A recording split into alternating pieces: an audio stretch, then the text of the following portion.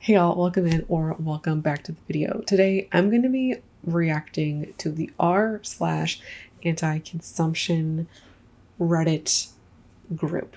I am in there myself and I hang out in there from time to time, but I need small doses. Sometimes it's just really depressing to see some of what's going on, but also sometimes I feel like people take things too far for me or things just get really critical and negative, but other times there's like good information, good articles being circulated. And sometimes I do enjoy hanging out in the subreddit because I can get caught in the consumption trap and this desire to consume, and this quite often, brings me brings some perspective.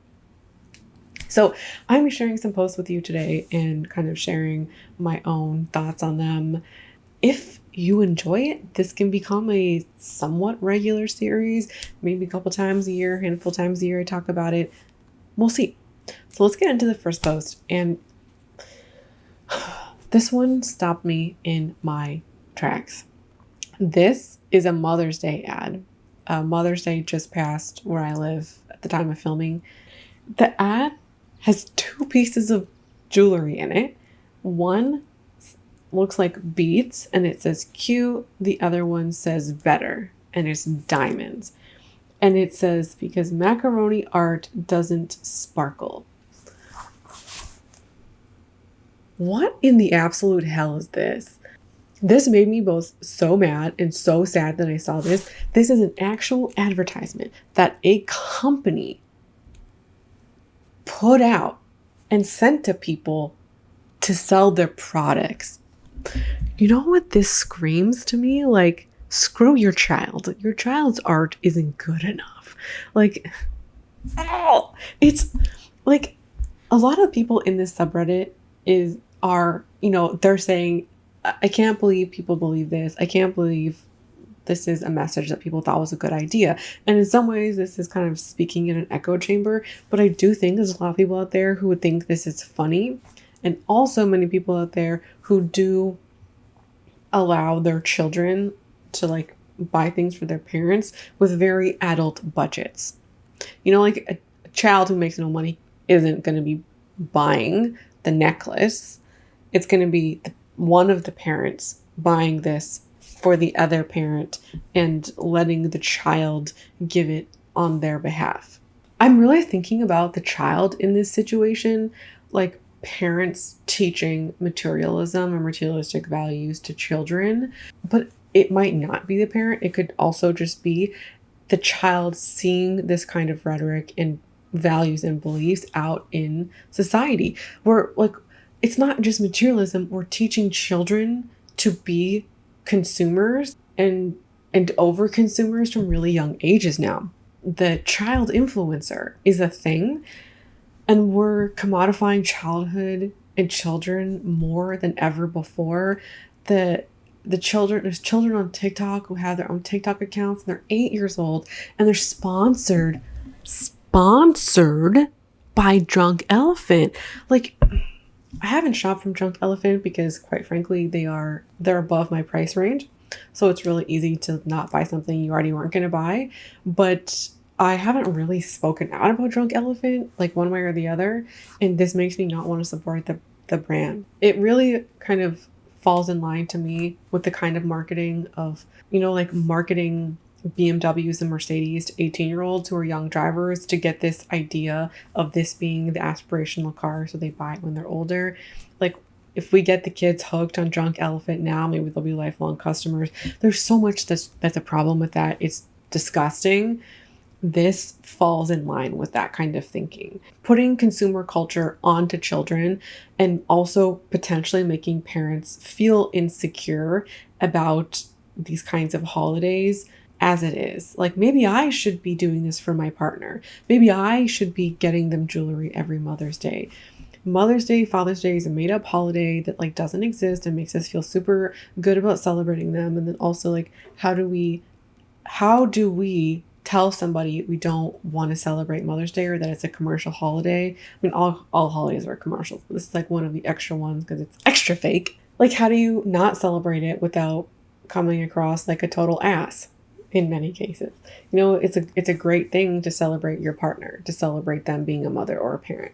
This is just like taking that to a whole extra level. It's not good enough to celebrate your parent or your mother. You now also need to make sure you're buying them jewelry or a special gift so they know they're being valued and appreciated adequately. This one on the AirPods. AirPods are only made to last for 1 to 2 years, says Apple Genius. Planned obsolescence in the wild, really. And planned obsolescence isn't something I've really talked about on this channel, and I hope to maybe more in the future.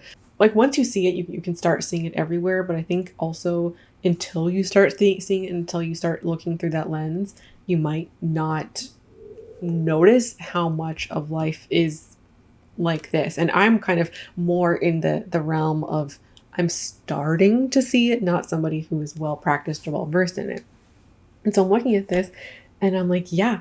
What also something that I noticed, my partner and I got new phones somewhat recently, and we went to go we wanted to play music in the car, and my phone wasn't hooked up to the, like, we hadn't hooked up our phones yet to do the Bluetooth thing.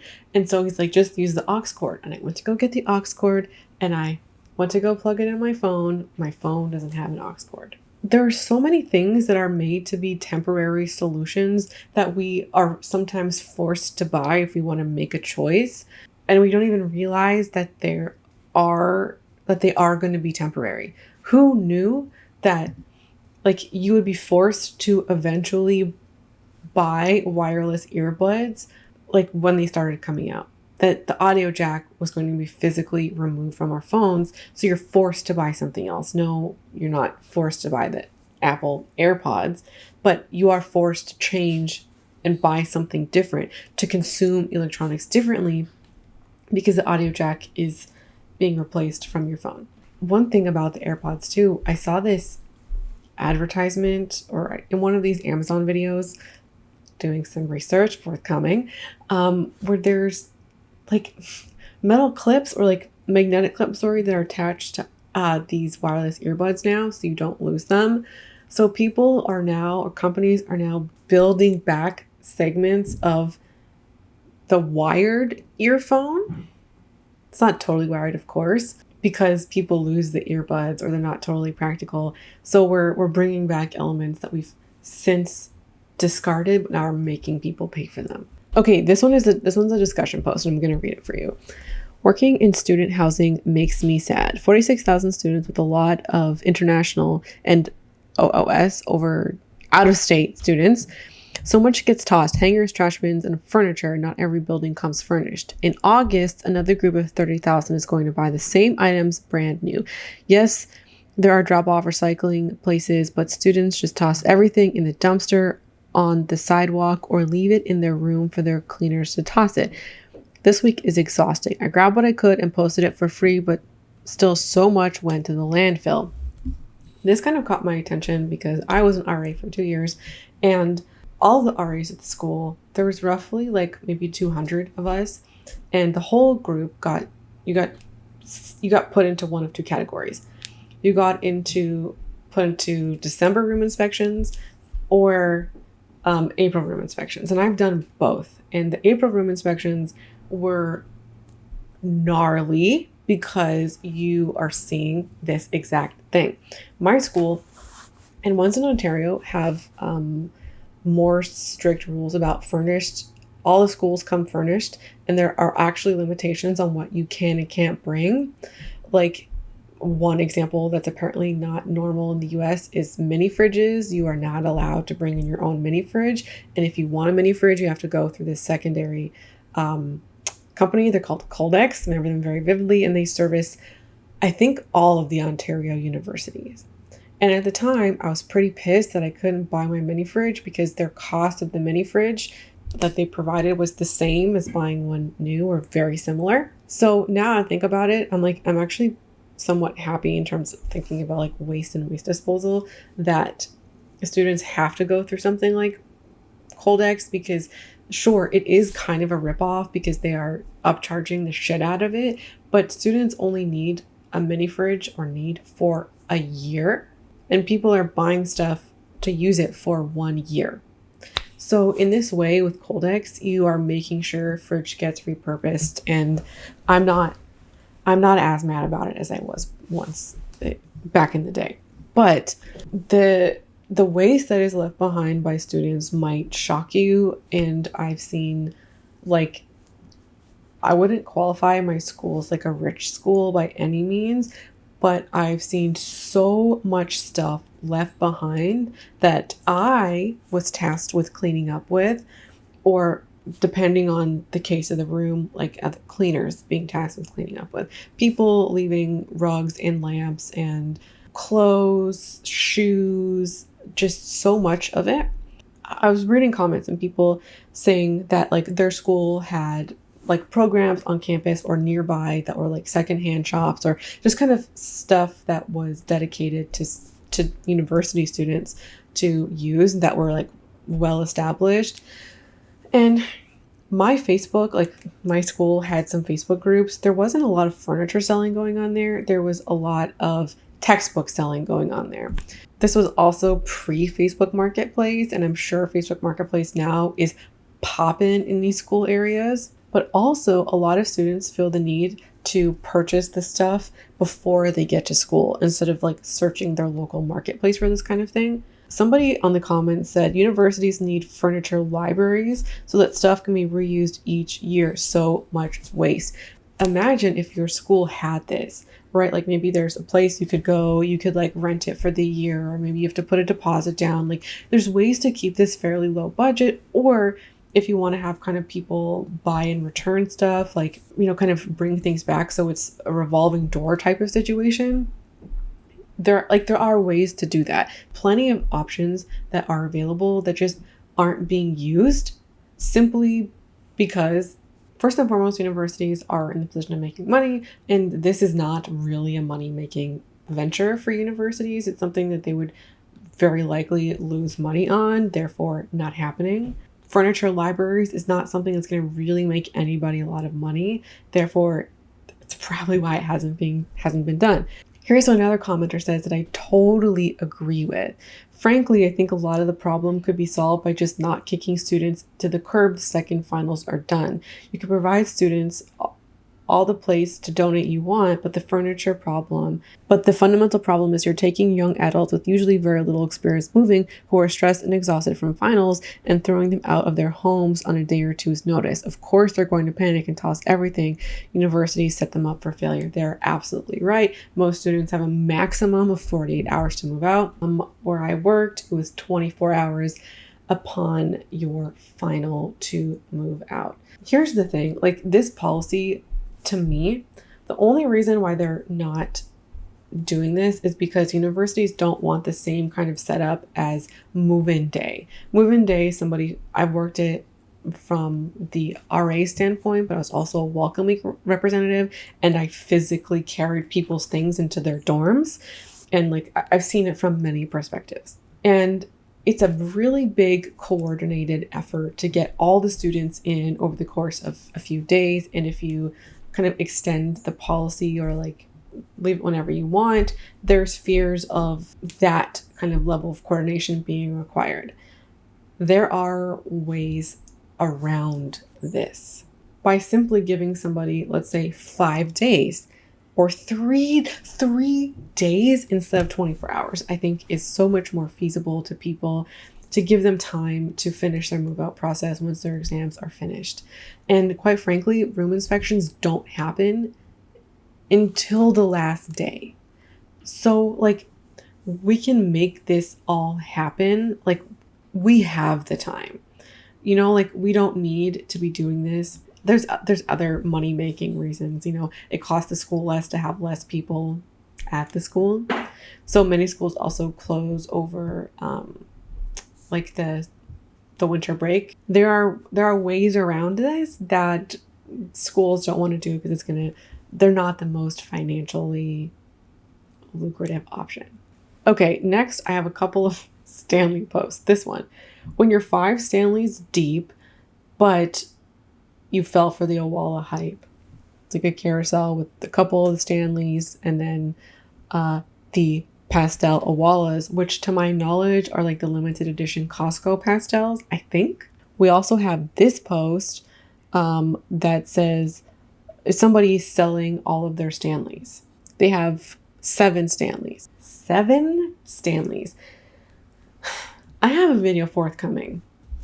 Might be one of the concluding days of Everyday May, where I'm not talking specifically about the Stanley hype, but it's involved, okay? I think it's going to be a banger video. I hope you'll subscribe.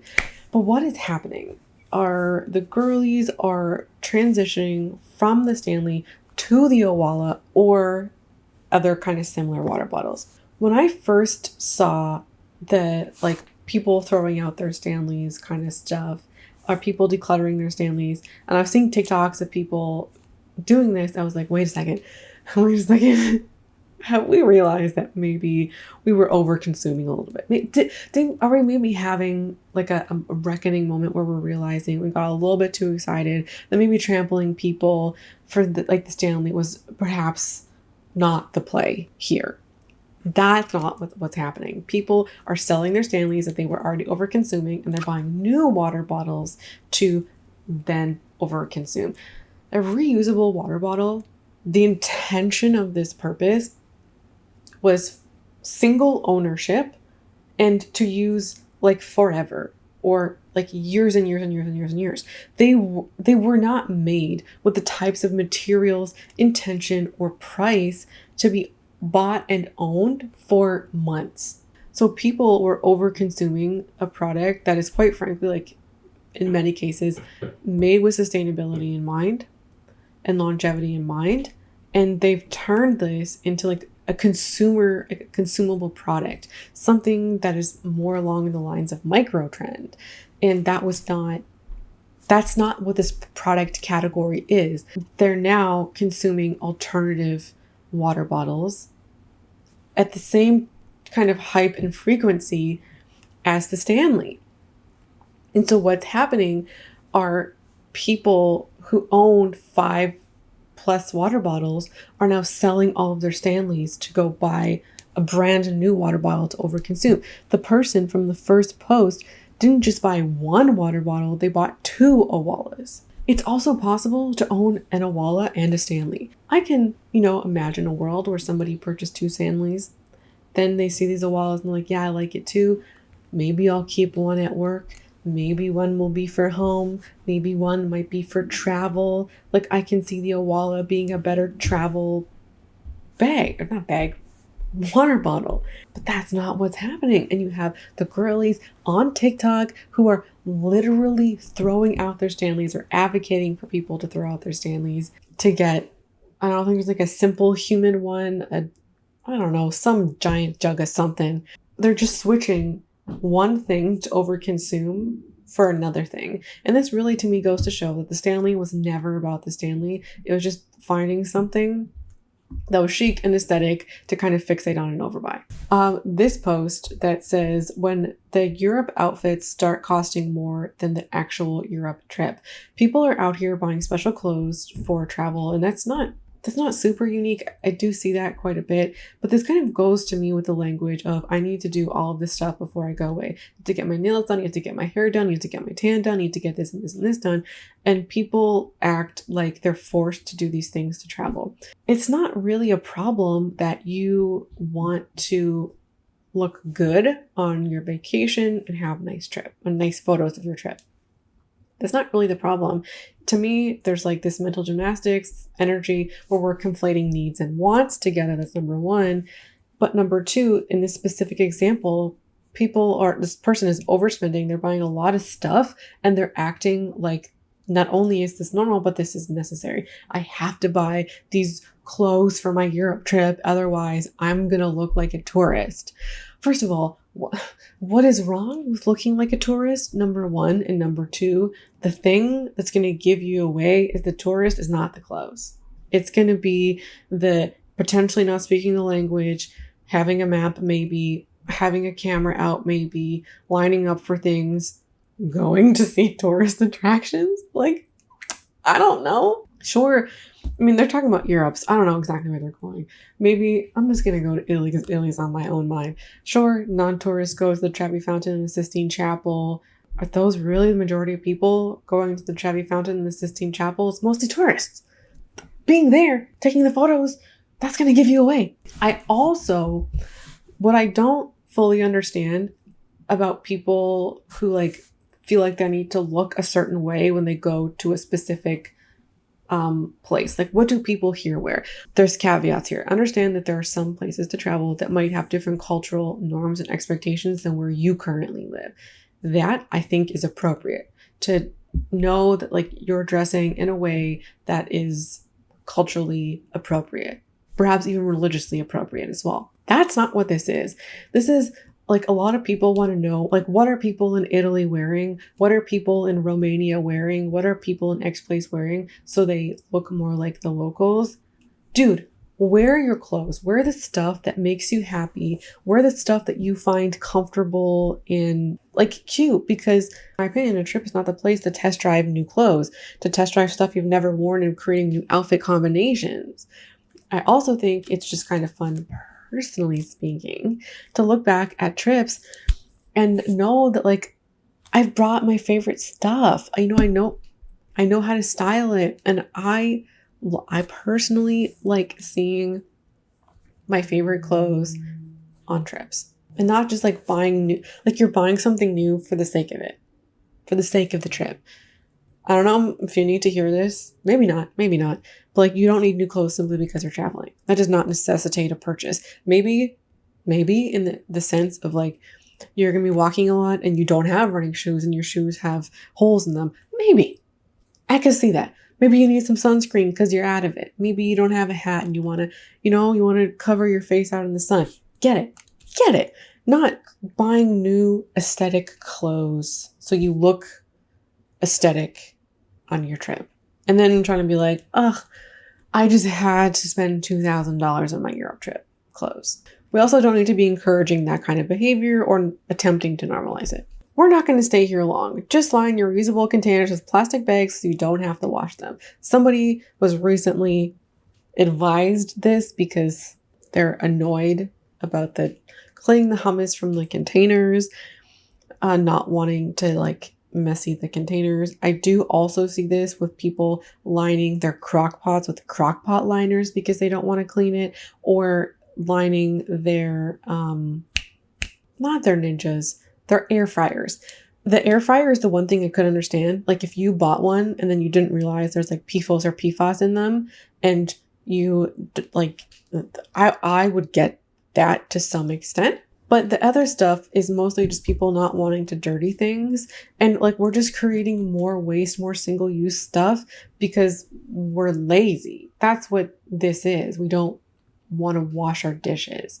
Also, like, we're not talking about like ability or disability here. This is somebody who's like literally expressed frustration about washing dishes. And this kind of behavior and comments are just becoming so much more normal.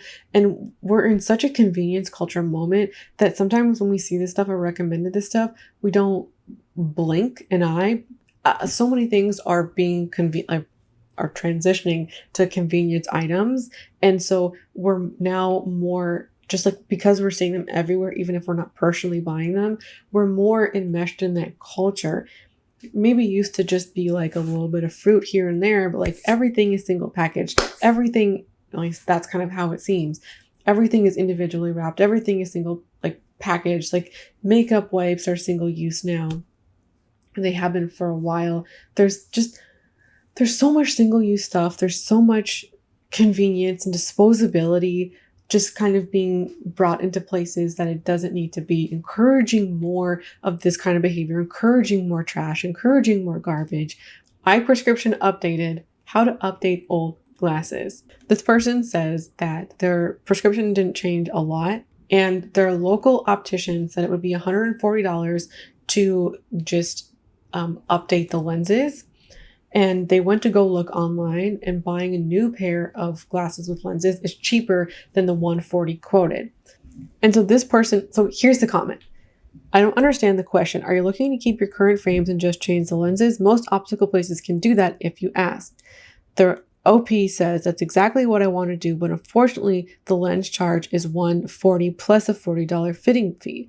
A new pair is $35. Just want to reuse, but super cost prohibitive. I went through the exact same thing last August. I had a pair of glasses that I loved, and I asked them to just change out the lenses. I went back to the place that made the glasses. It's still a style that's made. They said that they couldn't do it, or they wouldn't do it, because the glasses very likely wouldn't be able to hold the temperature. And they also, even if they did, it would be more expensive than buying a new pair from them. So I didn't do it. I bought the new pair, the exact same frames in a new pair, because they were telling me that like there's a decent likelihood that they're going to break, and then I'll be out the money anyways. And so I'm like, all right, I'm just going to buy the new glasses. And to me, we're setting up obsolescence with things that like are already expensive. And this, first of all, we're charging people an arm and a leg for frames, and then we're not building in reusability. We're doing the opposite. We're encouraging people to buy new things, and we're making it harder to replace and repurpose older things. It is true now that online glasses aren't expensive as they used to be, or are. Like if you do go to the optician, you're going to be charged more money than if you do one of these things online. And even these places that are online will charge you more money, or make it cost prohibitive to exchange the lenses than buy new frames and lenses. So it's still a bit of both, and it's a really frustrating thing to see. Obviously, we know why they do it, because it makes them more money. And people, I think, do enjoy this a little bit. Like, they like to update their look. They like to update their frames. But at the very least, I feel like a place could maybe have a line. Give us a line of glasses that is meant to be... Oh, sorry, airplane.